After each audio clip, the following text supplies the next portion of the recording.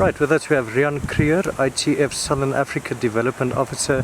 Now Riaan, you're here in Windhoek now for the ITF Junior Southern African Tennis Champs, and a record entry of close to 140 children participating this week. Just tell us a bit about this tournament and how it's grown over the last few years. Well, yes, the tournament's grown substantially. It's pretty much doubled over the last since 2011. Last year we had just about 130 entries. This year is up again to 138.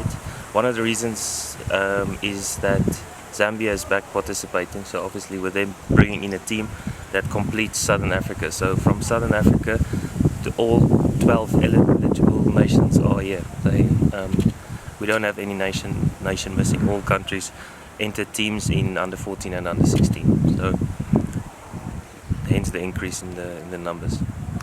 Right, and tell us a bit about the effect of your development work and these other countries. Are they improving? Well, we see a couple of years ago, 2 years ago, there was quite a big upset in the 12 and under, where a player from Malawi won the 12 and under competition, meaning he beat everyone from the traditional tennis countries like South Africa, Madagascar, Mauritius. So that shows that we have some impact in the region as well. Looking at, we have more players playing, and overall the standard is improving. Players that are identified are sent to the ITF centers if there is not a program that can fully support them in their country. So even here we have a number of players, 4 or 5 players that came from the centers that are currently based in either center in Morocco or the center in Kenya, the East African ITF Training Center. Right, and tell us about their talent, and do you think they can go far? Any of these players maybe make it on the international circuit? That is a long shot. That is the idea. If you take players that are currently doing well, your own Namibian player, Cody and Connor, who's also in Morocco at the ITF Training Center. These kids are on the right path. They are ticking the boxes, moving from one level to the next, playing under 14, under 12 in Africa, under 14 Africa, under 14 in Europe, and they start transitioning to playing the ITF tournament. So as they are moving up, moving forward, ticking the boxes and moving on.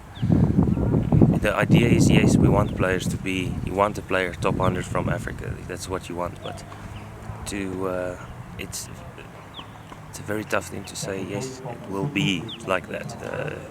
Have to be realistic and see what is best for the players, what is it that they want to achieve.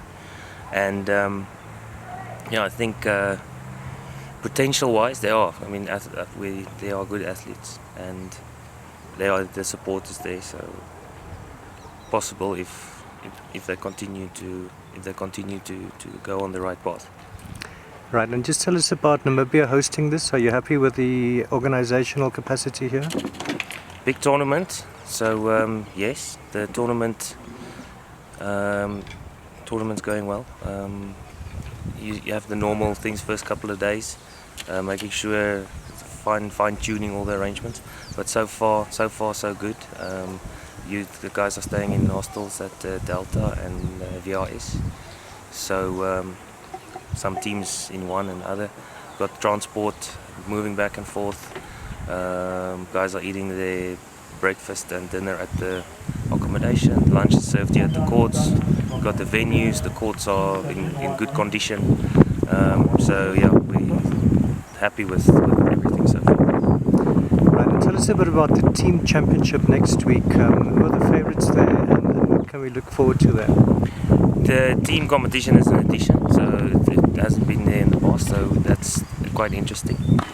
You have the usual suspects, if I can call it like that. You have Madagascar has got some strong players. Mauritius and the boys under 16 have got a very strong team, and then obviously you have South Africa and Zimbabwe, which are also traditionally strong countries.